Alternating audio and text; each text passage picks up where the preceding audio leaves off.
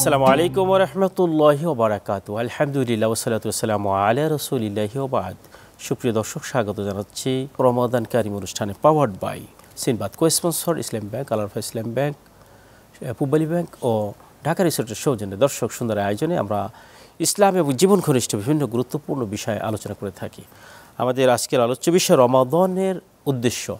আর এই গুরুত্বপূর্ণ বিষয় আলোচনার জন্য আমাদের মাঝে উপস্থিত হয়েছেন সম্মানিত দুইজন অতিথি। প্রথমে রয়েছেন তাইফুর রহমান, পরিচালক, সেন্টার ফর ইসলামিক রিসার্চ। আসসালামু আলাইকুম ওয়া রাহমাতুল্লাহি ওয়া বারাকাতুহু। ওয়ালাইকুম আসসালাম। মোহতারাম, কেমন আছেন? আলহামদুলিল্লাহ, আপনি কেমন আছেন? আলহামদুলিল্লাহ। এরপরে রয়েছেন মোহাম্মদ সাইফুল্লাহ মাসুদ, বিশিষ্ট ইসলামী চিন্তাবিদ। আসসালামু আলাইকুম ওয়া রাহমাতুল্লাহ। ওয়ালাইকুম আসসালাম। মোহতারাম, কেমন আছেন? আলহামদুলিল্লাহ। তো মোহতারাম, প্রথমে আমরা আপনার কাছে ফিরব যে রমাদান, যে আল্লাহ পাক তো আমাদেরকে সৃষ্টি করেছেন তার ইবাদতের জন্য। আল্লাহ পাক বলেছেন আমা খালাকতুল জিন্না ওয়াল ইনসা ইল্লা লিয়াবুদুন। তো আল্লাহ পাকের যে উদ্দেশ্য, যে টার্গেট, সৃষ্টির যে উদ্দেশ্য, তো রমাদানকে ব্যবহার করে আল্লাহ পাকের সেই উদ্দেশ্যে আমরা কীভাবে উপনীত হতে পারি, অর্থাৎ রমাদানের কী উদ্দেশ্য? আউযু বিল্লাহি মিনাশ শাইতানির রাজিম। বিসমিল্লাহির রহমানির রহিম। ইয়া আইয়ুহাল্লাযীনা আমানু কুতিবা আলাইকুমুস সিয়ামু কামা কুতিবা আলাল্লাযীনা মিন ক্বাবলিকুম লাআল্লাকুম তাত্তাকুন। আলহামদুলিল্লাহি রাব্বিল আলামিন, ওয়াসসালাতু ওয়াসসালামু আলা সাইয়্যিদিল মুরসালিন ওয়া আলা আলিহি ওয়া আসহাবিহি আজমাইন। আল্লাহ রাব্বুল আলামিন ইরশাদ করেছেন, হে ঈমানদারগণ, তোমাদের উপরে রোজা ফরজ করা হয়েছে যেমনিভাবে তোমাদের পূর্ববর্তীদের উপরে ফরজ করা হয়েছিল। কী কারণে? যেন তোমরা তাকওয়া অর্জন করতে পারো। আমরা যদি রমজানের একেবারে মূল আলোচনায় যাই, রমদন শব্দটি রমিমদাল রমদুন, এর শাব্দিক অর্থ হচ্ছে জ্বালিয়ে দেওয়া, পুড়িয়ে দেওয়া, ধ্বংস করে দেওয়া। রমজান মাসের এই রোজাগুলি যে রোজাদার রাখবেন সুন্দর করে, তার জীবনের গুণাগুলি আল্লাহ রাব্বুল আলামিন একটা মানে পুরা ইয়াটা যেমন আগুন দিয়ে জ্বালিয়ে পুড়িয়ে একদম ধূলিসাৎ করে দেওয়া যায়, তার জীবনের গুণাগুলি আল্লাহ রাব্বুল আলামিন যার রোজাগুলি সুন্দরভাবে আল্লাহ তাআলা কবুল করে নেন, তার জীবনের গুণাগুলি তেমনিভাবে আল্লাহ রাব্বুল আলামিন মাফ করে দেন। এরপরে হচ্ছে যে রমজানের মানে অসংখ্য ফজিলত রয়েছে। আমরা জানি যে এই রমজান মাসে যদি অন্যান্য সময়ের ফরজগুলি, রমজান মাসের নফল হয় ফরজের সমান, আর ফরজ হয় 70 গুণ বেশি।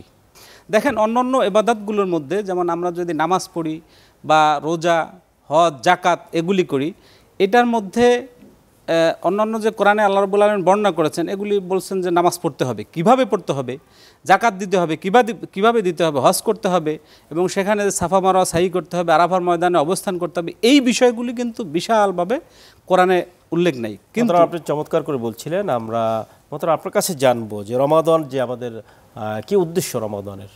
লাকাল হামদু ইয়া রাব কামা ইয়ানবাগি লিজালালি ওয়াজহিকা ওয়া আযীমি সুলতানিক।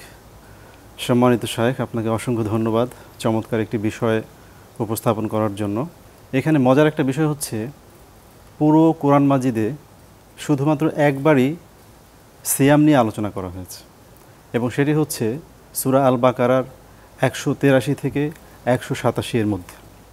তো আমাদের শায়েখ খুব চমৎকার করেই ওই 183 নম্বর আয়াত দিয়ে শুরু করেছেন। তো এই আয়াতের মধ্যেই মহান আল্লাহ রাব্বুল আলামিন সিয়ামের উদ্দেশ্য বর্ণনা করেছেন। আমরা যদি কোনো ইবাদত করি, সেই ইবাদতের উদ্দেশ্য যদি আমাদের না জানা থাকে, তাহলে সেটার সফলতা অর্জন করা সম্ভব নয়। তো আল্লাহ রাব্বুল আলামিন এখানে উদ্দেশ্যটা বলে দিয়েছেন যে ইয়া আইয়ুহাল্লাযীনা আমানু কুতিবা আলাইকুমুস সিয়াম কামা কুতিবা আলাল্লাযীনা মিন ক্বাবলিকুম লাআল্লাকুম তাত্তাকুন। হে ঈমানদারগণ, তোমাদের উপর সিয়াম ফরজ করা হয়েছে যেমনি তোমাদের পূর্ববর্তীদের উপরে ফরজ করা হয়েছিল, যাতে তোমরা তাকওয়া অর্জন করতে পারো। তার মানে হচ্ছে আমাদের এই সিয়ামের মূল উদ্দেশ্য হচ্ছে আমরা তাকওয়া অর্জন করব। এই জন্যই আল্লাহ পাক আমাদেরকে সিয়ামটা দান করেছেন। এখানে মজার যে বিষয়টা আমি এখানে উল্লেখ করতে চাই, সেটা হচ্ছে 187 নম্বর আয়াতে, যেখানে এই প্রসঙ্গে আলোচনা শেষ করা হয়েছে, ঠিক শেষের অংশেও বলা হয়েছে কাযালিকা ইউবাইয়িনুল্লাহু আয়াতিহি লিন-নাসি লাআল্লাহুম ইয়াত্তাকুন। এখানেও বলা হয়েছে তাকওয়ার কথা। তার মানে হচ্ছে আমাদের মূল বিষয় হচ্ছে যে সিয়াম আমরা পালন করব শুধুমাত্র তাকওয়া অর্জন করার। আপনি চমৎকার করে বলছেন। এখান থেকে আপনার কাছে ফিরব। দর্শক, আয়োজনের পর্যায়ে সময় হলে একটি বিরতি নেওয়ার, ফিরছি একটু পরেই। ততক্ষণ আমাদের সঙ্গেই থাকুন।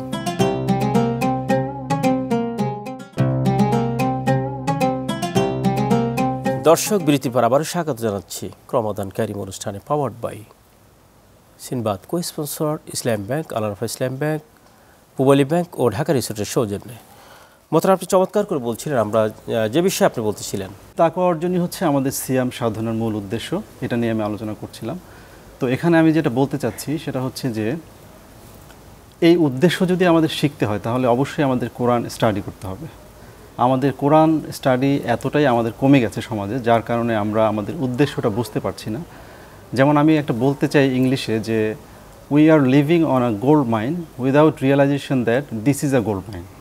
মানে আমরা একটা গোল্ড খনির উপরে বসবাস করছি, বাট আমরা বুঝতে পারছি না যে এটা একটা খনির উপরে আমরা আছি। তো কোরআন মাজিদ আল্লাহ পাক আমাদেরকে ভালোবেসে দান করলেন, আমাদেরকে এত বড় একটা বরকত দিলেন, সেই বরকতের জিনিসটা আমরা আসলে স্টাডিও করছি না, দেখারও চেষ্টা করছি না, বোঝারও চেষ্টা করছি না। যার কারণে আজকে আমরা সিয়াম পালন করি ঠিকই, কিন্তু সিয়ামের যে মূল উদ্দেশ্য তাকওয়া অর্জন করা, সেটার দিকে আমরা ধাবিত হতে পারি না। এখন মূল বিষয় হচ্ছে তাকওয়া যদি আমরা না বুঝি যে তাকওয়া কী জিনিস, তাহলে তো এই উদ্দেশ্য আমরা সাধন করতে পারবো না। তাকওয়া অর্জন করতে গেলে আমাদের তাকওয়ার যে মূল স্পিরিট সেটা কোরআন থেকেই আমাদেরকে শিখতে হবে। তাকওয়া অর্জন করার পরিবর্তে আমরা কি করছি? আমরা রমাদানের সিয়াম সাধনা করছি ঠিকই, বাট আমাদের জীবনে যে চর্চাটা আমরা করছি সেটা হচ্ছে যে রমাদান মাস আসলেই আমাদের ভোগের পরিমাণ বেড়ে যায়। যদিও আমরা সারাদিন না খেয়ে থাকি, আমরা সিয়াম সাধনা করি, বাট আমরা ইফতারের সময়, সাহারির সময় এমন সব ভোগ আমরা বাড়িয়ে দিই যে এটা মনে হচ্ছে আসলে রমাদান মাস না, এরকম মনে হচ্ছে। এরপরে আবার আমাদের শপিংয়ের পরিমাণ এত বেশি বেড়ে যায় যে আমরা মনে হয় যে রমাদান মাসের মূল শিক্ষাটা আমরা নিতে পারছি না। এরপরে যারা ব্যবসায়ী আছেন, বিজনেসম্যান, ওনারা কি করেন? দেখা যায় রমজান মাস আসলে আমাদের দেশে যেটা প্রচলিত হয়ে আসছে যে দ্রব্যমূল্য অনেক বেশি বৃদ্ধি করে দেন, যেটা আসলে সাধারণ মানুষের জন্য খুবই কষ্টকর হয়ে যায়। তো এটা তো আসলে রমজান মাসের শিক্ষা হতে পারে না। আর এটা তো আল্লাহ পাক যে তাকওয়া অর্জন করতে বলেছেন, সেই তাকওয়া অর্জনের মূল স্পিরিটের সাথেও এটা যায় না। তো সুতরাং আমাদের ব্যক্তি জীবন থেকে শুরু করে আমাদের ব্যবসায়িক জীবন হোক, আমাদের পারিবারিক সামাজিক সকল জীবনেই আমরা যদি তাকওয়া অর্জনের মূল স্পিরিটটাকে ধারণ করতে পারি, তাহলেই কেবল আমাদের এই যে সিয়াম সাধনা, এটা আমাদের সফলতার মুখ আমরা দেখতে পারবো ইনশাআল্লাহ। চমৎকার করে বলছিলেন মোহতারাম। আপনার কাছে সর্বশেষ 1 মিনিটে আমরা জানতে চাই কিভাবে আমরা আমাদের রমাদানকে কাজে লাগিয়ে আমরা আমাদের জীবনকে সুন্দর করতে, উন্নত করতে পারি। আপনি হজরত ওমর ফারুক রাদিয়াল্লাহু তাআলা আনহু, আমরা সবাই জানি যে তিনি রাতের আধারে যখন মক্কায় ঘুরে ঘুরে, বিভিন্ন শহরে ঘুরে ঘুরে দেখতেন যে মানুষের অবস্থা, দুরবস্থা সব কিছু, হঠাৎ করে তিনি একটি বাড়ির সামনে দেখলেন যে বাড়ির মধ্যে মিটমিট করে আলো জ্বলছে। ওমর ফারুক রাদিয়াল্লাহু তাআলা আনহু সেখানে ঘরের পাশে গিয়ে কান পেতে শুনলেন যে মা, মানে ঘরের মালিক বৃদ্ধা মহিলা, তার মেয়েকে বলতেছে যে গভীর রাত, এই দুধের অনেকগুলি এখানে পাত্র আছে, তুমি দুধের মধ্যে পানি মিশিয়ে দাও। কিন্তু মেয়ে বলছে, না মা, এটা তো ওমর রাদিয়াল্লাহু তাআলা আনহু নিষেধ করেছেন, এবং আল্লাহ রাসূল করিম সাল্লাল্লাহু আলাইহি ওয়াসাল্লাম এটা নিষেধ করেছেন যে খাদ্যে ভেজাল দেওয়া যাবে না, সুতরাং আমি এটা পারবো না। মা বলছিলেন যে মেয়ে দেখো, এত রাত, ওমর ফারুক রাদিয়াল্লাহু তাআলা আনহু তো এই সময় মানে সে জেগে নেই, সুতরাং তুমি পানি মিশাও, আমরা সকালে বেশি লাভ করতে পারবো, বেশি ব্যবসা করতে পারবো। সুতরাং এই যে তার মধ্যে তো বলছে যে ওমর ফারুক ঘুমিয়ে গেছেন, কিন্তু আল্লাহ রাব্বুল আলামিন তো জেগে আছেন। তো তাকওয়া হচ্ছে এইটা যে তার হৃদয়ের মধ্যে আল্লাহর ভয়। আজকে সমাজে যদি আমরা, আমাদের প্রত্যেকের মধ্যে যদি আল্লাহর ভয় যদি থাকে, তাহলে হচ্ছে যে শায়েখ বলছিলেন যে আমরা যে খাদ্যে ভেজাল দেই, আমরা যে বিভিন্ন গুনায় লিপ্ত হই, তো এই গুণাগুলি যদি আমাদের অন্তরের মধ্যে তাকওয়া থাকে, তাহলে আমরা এই গুনাহ থেকে বিরত থাকতে পারবো। কেবলমাত্র তাকওয়া এবং আল্লাহর ভয় যদি আমাদের অন্তরের মধ্যে থাকে, তাহলেই শুধুমাত্র আমরা এই গুনাহ থেকে বিরত থাকতে পারবো।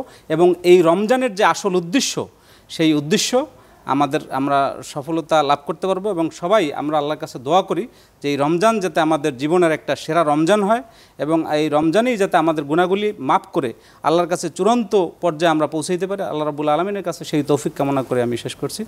আপনারা উভয় সুন্দর চমৎকার আলোচনা করেছেন, আমাদের এর জন্য আপনাদেরকে মোবারকবাদ জানাচ্ছি।